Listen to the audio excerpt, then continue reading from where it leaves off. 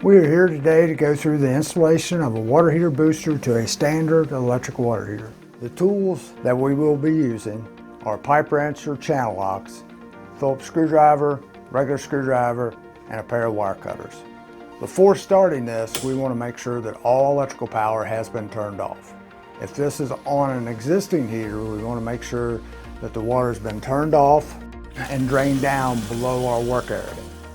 We are using copper piping. Check to see what piping material is allowed by code in your area. We have purchased a 3/4 inch brass union to make our connection at the top of the heater on the outlet. To prepare the threads, we want to apply 3 to 5 wraps of Teflon tape to each thread in a clockwise direction. We then want to apply thread sealant. Make sure that wipe off any excess off the edge of the threads to prevent the sealant from getting into the tank booster. Once we have everything tightened and the booster in place on the hot water outlet, we can turn the water back on and check for leaks. Once the water is on, we will open up all hot faucets to bleed any air out of the tank and the system. Once we made sure that all air is out, we'll shut all the faucets off and check for leaks. With no leaks, it is time to connect our electricity. The booster can use the existing 240 volt, 30 amp circuit that your existing electric heater uses. First, remove the knob of the tank booster by pulling straight off. Then remove the 2 Phillips head screws on the left-hand side of the tank booster and remove the cover by pulling to the left side, opening a door. Install an electrical connector into the booster. The new easy-to-feed electrical wire entry port on the edge provides an easy setup while giving a neater appearance and puts less strain on the wires. We want to strip the outer sheathing from the wire that it will be in the booster.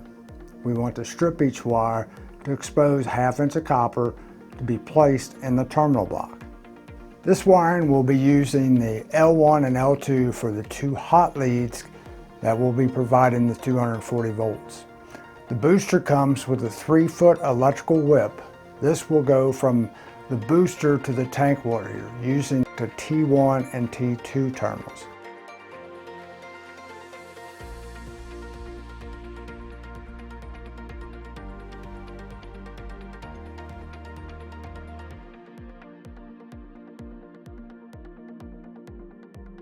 The other end of the whip will feed to the tank electrical connection box. Using properly sized wire nuts, connect the wires with the nuts by turning clockwise until a solid connection is made.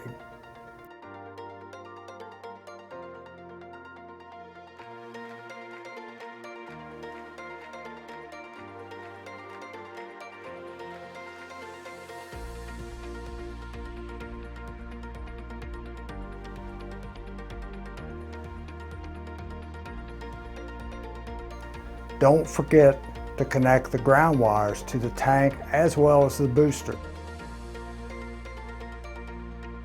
Before closing, make sure all wiring connections are tight to prevent arcing. Tighten your electrical connectors to ensure the wiring from being pulled out of the booster. Now, reinstall the cover. Push the knob back on with the 2 screws. Since we have already made sure that all air is out of the system, we can energize the booster. Thank you for choosing to install our booster.